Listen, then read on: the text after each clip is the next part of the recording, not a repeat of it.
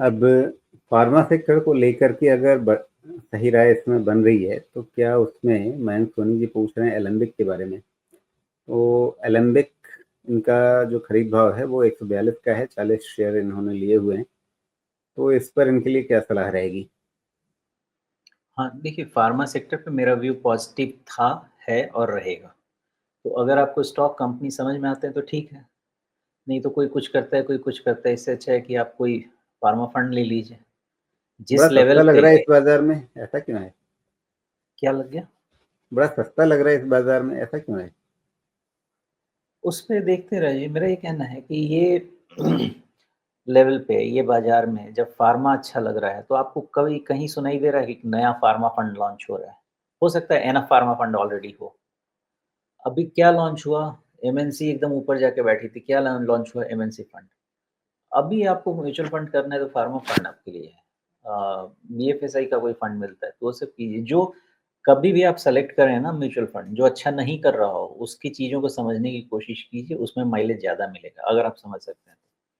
आपको स्टॉक करना है, स्टॉक कीजिए, नहीं समझ में आता है, फार्मा फंड में आप एसआईपी कीजिए, कुछ फार्मा फंड लेके बैठ जाइए, 2 साल में तकलीफ तो नहीं होने वाली। रही बात एलेम्बिक फार्मा की, तो मुझे लगता है अच्छा कहाँ से देखना है, वैल्यूएशन से देखना है, वो भी देख लेते हैं।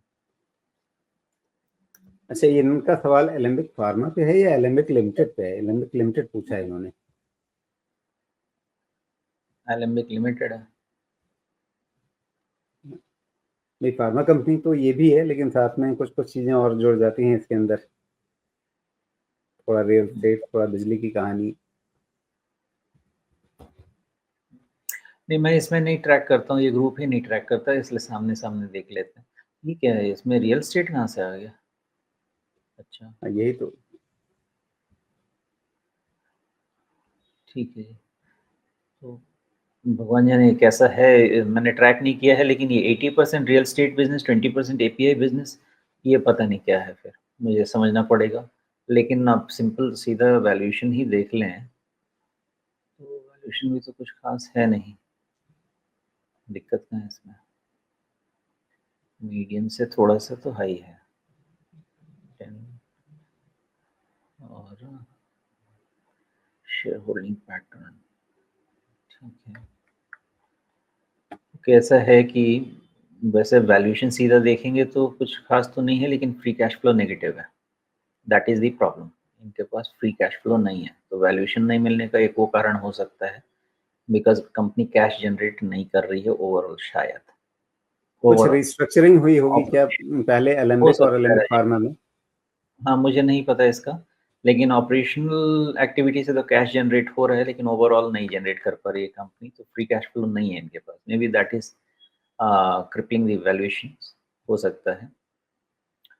तो शायद अब बाकी ऑपरेटिंग कंपनी जो है वो एलेम्बिक फार्मा ही हो गई हो, और एलेम्बिक लिमिटेड जो है वो मतलब बचे खुचे एसेट्स संभालने का काम कर रही होगी।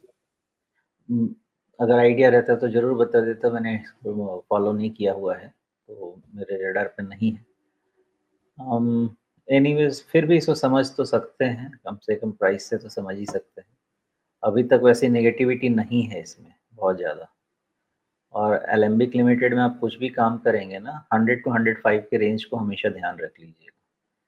बस जी। वो बहुत ज़रूरी है, मुझे लगता नहीं है कि वहाँ से ज़्यादा तकलीफ़ होनी चाहिए। अभी यहाँ से 20% के आस-पास, वैसे उससे ज़्यादा एक नेगेटिव कमेंट नहीं। करने का मन कर रहा है मुझे मयंक जी के लिए, कि मयंक जी एक बार सोचिएगा कि आप जब खरीद रहे थे तो आपको एलेम्बिक लिमिटेड ही खरीदना था पर्टिकुलरली, या कहीं पर आपने एलेम्बिक फार्मा सुन लिया और फिर खरीद लिया एलेम्बिक?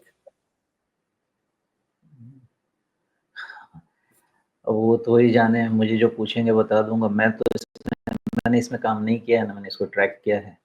जी। तो अगर करना भी चाहते हैं तो वैसे कुछ खराब ख़ास दिख नहीं रहा है फॉर सम रीज़न। ओके।